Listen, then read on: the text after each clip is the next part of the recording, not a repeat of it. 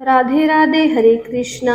आप सभी का मेरे YouTube चैनल मेरा घर वृंदावन में हार्दिक स्वागत है। आपका दिन शुभ और मंगलमय हो और कान्हा जी की कृपा आप पर यूं ही बरसती रहे। तो आइए आज हम लोग श्रवण करेंगे जब एक बार भगवान शिव और पार्वती माता चौपड़ खेल रहे थे।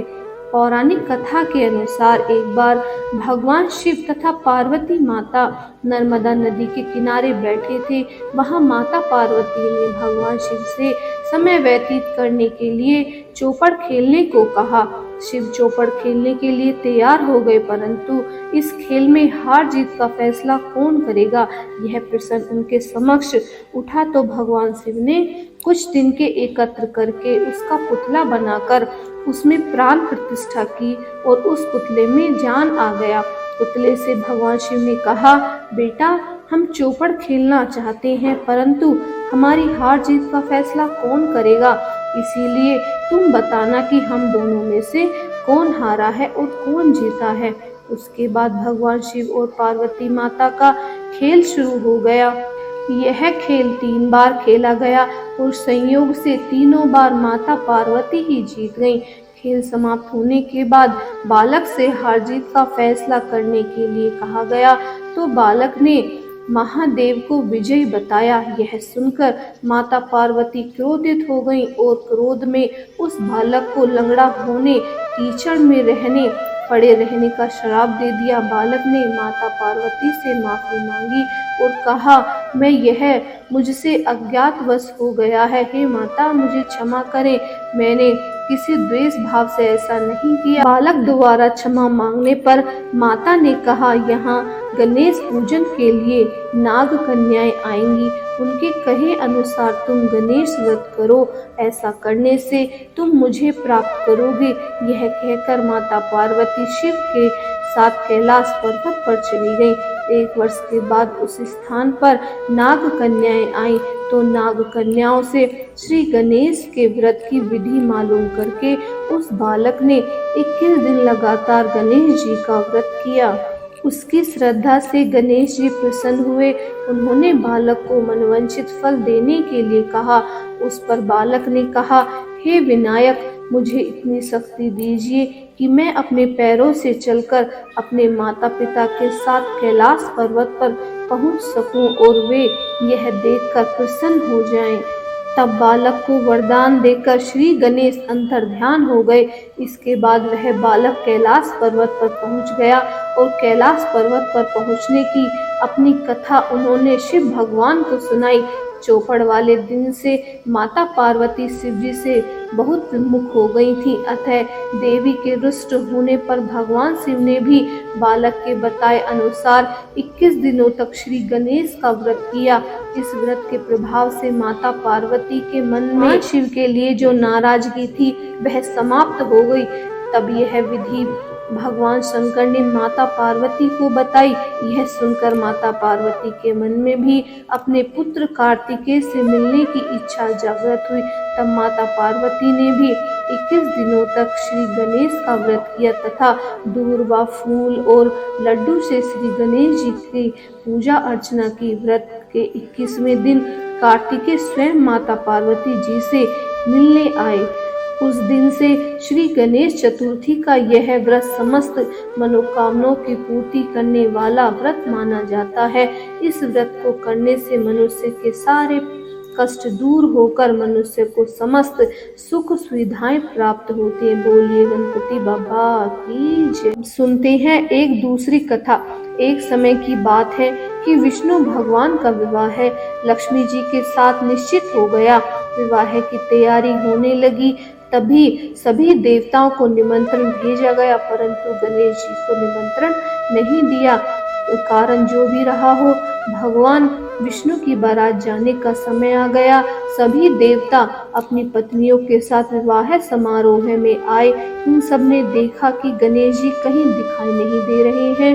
तब वे आपस में चर्चा करने लगे कि क्या गणेश जी को नहीं न्योता दिया है या स्वयं गणेश जी ही नहीं आए हैं। सभी को इस बात पर आश्चर्य होने लगा। तभी सबने विचार किया कि विष्णु भगवान से ही इसका कारण पूछा जाएगा। विष्णु भगवान से पूछने पर उन्होंने कहा कि हमने गणेश जी के पिताजी भोलेनाथ महादेव को न्योता भेज दिया है। यदि गणेश जी को अपने पिताजी के साथ आना होगा तो वो आ जाएंगे, अगर नहीं आना होगा तो वो उनकी मर्जी है। उनको अलग से न्योता देने की कोई आवश्यकता भी नहीं है। दूसरी बात यह है कि उनको 1.25 मन मूंग, 1.25 मन चावल, 1.25 मन घी और 1.25 मन लड्डू का भोजन दिन भर में चाहिए। यदि गणेश जी नहीं आएंगे तो कोई बात नहीं, दूसरे के घर जाकर इतना खाना खाना भी तो अच्छा नहीं लगता।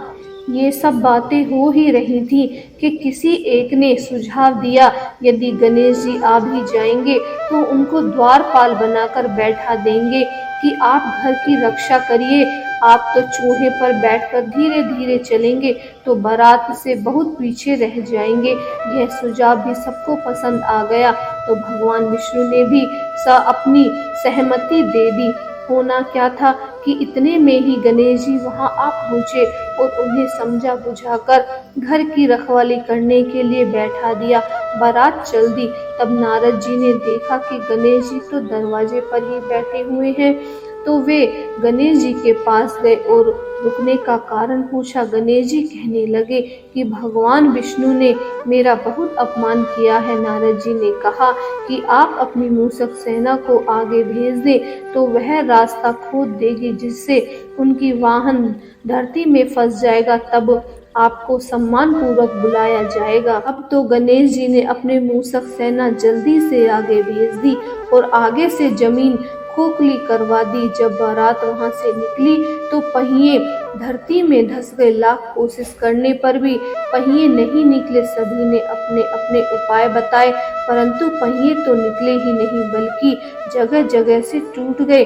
किसी की समझ में नहीं आ रहा था कि अब क्या किया जाए। तब नारद जी ने कहा, आप लोगों ने गणेश जी का अपमान करके अच्छा नहीं किया।